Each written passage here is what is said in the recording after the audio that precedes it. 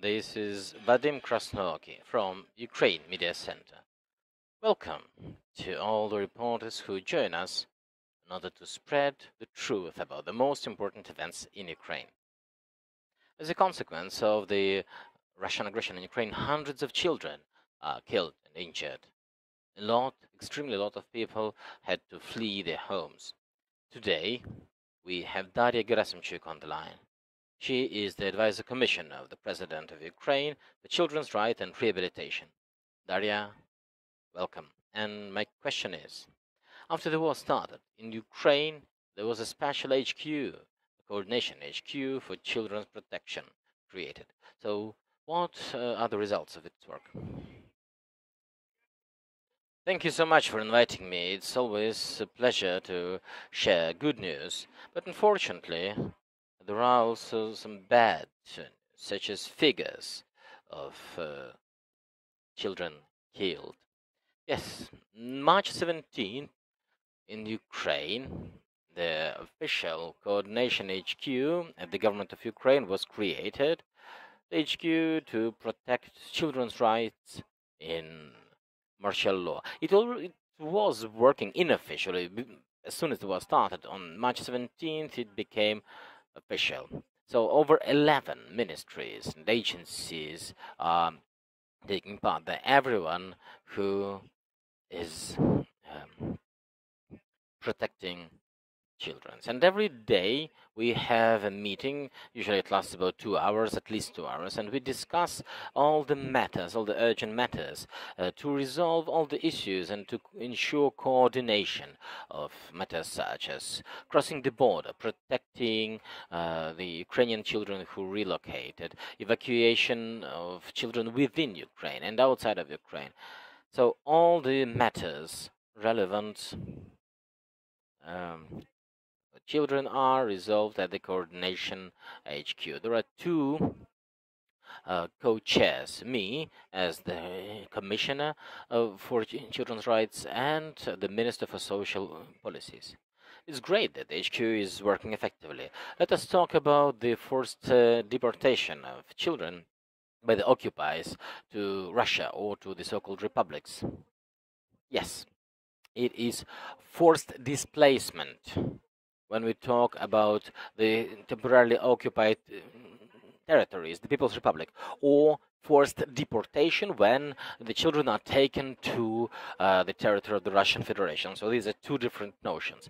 The latest data says that at least 181,000 children were forcibly deported or displaced.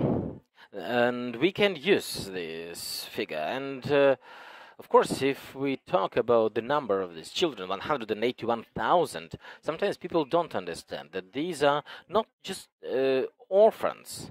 I mean, we are talking about 2,000 children who have the status of orphans, but all the rest have parents. They were just forcibly displaced or deported, either with parents or with relatives. So the government is now doing its best to return the children who were deported without the company of the grown-ups. And it's definite that every Ukrainian child has to get back to Ukraine. Actually, the forced deportation is banned by the Geneva Convention, so it cannot even be legal in principle. But of course, I'm sure everybody followed closely about these two successful cases. It took a lot of effort when Kira and Ilya, Kira is the girl and Ilya is the boy, they were returned from the Russian Federation.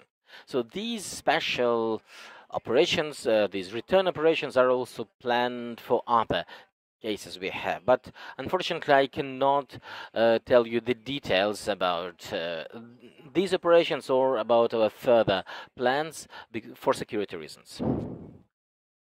So how do the occupiers do this kidnapping?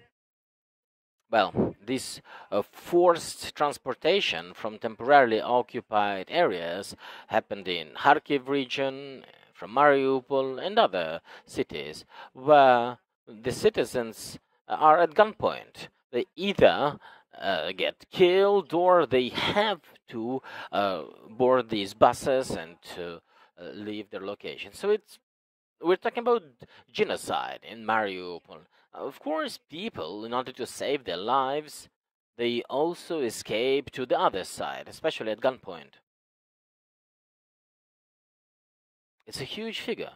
181,000 Ukrainian children. Is there a mechanism to develop all of them to their parents, or overall to the territory of Ukraine? When we talk about children without parents, there are only 2,000 of them. And there is a dedicated algorithm and a dedicated procedure for them, because these children are the highest risk group. You know that the occupiers several times have already announced that they are preparing the amendments to the Russian law to simplify the procedure of adoption for Ukrainian children in Russian Federation. But those children who have the orphan status, they are under highest risk. But once again, that procedure is illegal. And so far, we have not seen a registered case of adoption or even the beginning of this process. But there have been alarming signs. We've heard about these draft changes in the law. So the government of Ukraine is doing everything for international community to control this process, and we have sent the appeals to all the organizations who protect children's rights, and we definitely will not let the Russians adopt Ukrainian children. The algorithms are now being developed, and we can negotiate, but we've seen what the occupiers have done in temporarily occupied territories of Bucha and other places, and, well, it's difficult to talk to them. Okay, let's talk about the most painstaking thing. So over 200 children were killed and over 400 were injured. Can you confirm this information? And what other war crimes against children have been documented? And is there the mechanism of accountability for that? Well, 219 children, at least 219 children were killed. But, well, let me correct. It's not just killed, they were murdered by the Russian occupiers. At least 219, because we don't know the full scale. We don't know how many children died on temporarily occupied territories, such as Mariupol. Sadly, I'm confident that the real figure is scarily higher.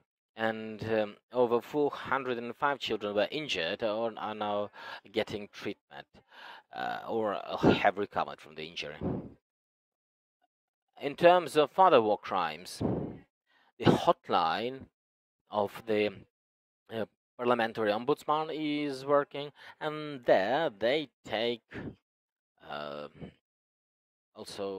they take appeals for mental support. When we talk about the national police, I can also tell you the figure that throughout the war, national police received 818 applications to search 891 child.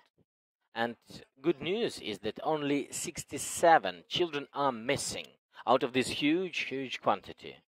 So these are the crimes we have. The children are kidnapped. Sometimes children have to hide in some shelters, in cellars, in forests, and this is now being investigated.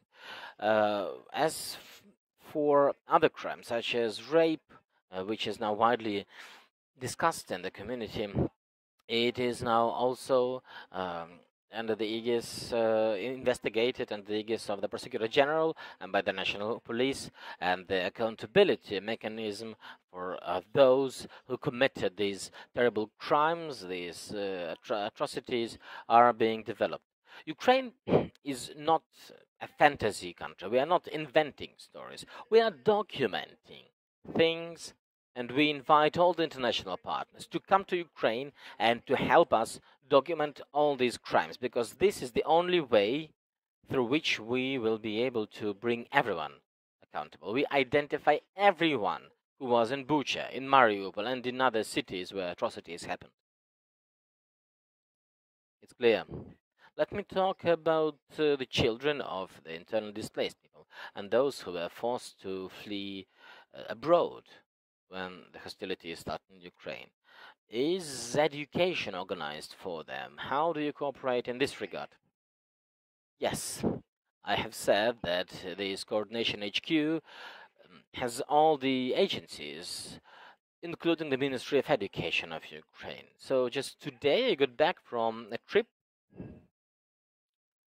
when with some members of this coordination HQ, we had a monitoring visit supported by UNICEF, and we monitored the Ukrainian children in Poland and in Italy and other countries, those which hosted the most of Ukrainian children, and we talked to those who organize education, social support, psychological support, consular services for the children. And by the end of the week, we'll be able to present the report on that.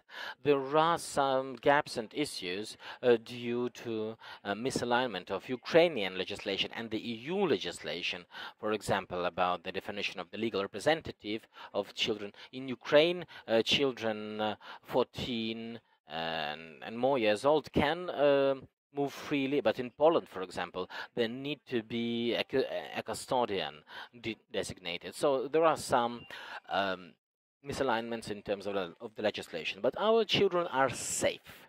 Let me tell you this, and the embassies, the consulates are following it closely. They help protect children's rights, and I can be certain that all the Ukrainian children dream of coming back home.